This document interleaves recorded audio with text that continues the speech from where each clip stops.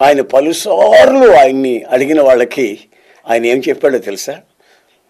మీరెవరు, ఏమిటి, మీరు చేస్తున్న అద్భుతాలు మహత్కార్యాలు ఏమిటి ఇవన్నీను అని అడిగితే, నేను ఇక్కడికి లోకానికి ఎందుకు వచ్చానంటే సత్యమును గూర్చినటువంటి సాక్ష్యము చెప్పుటకు, సత్యం ఏమిటో ప్రకటించుటకు.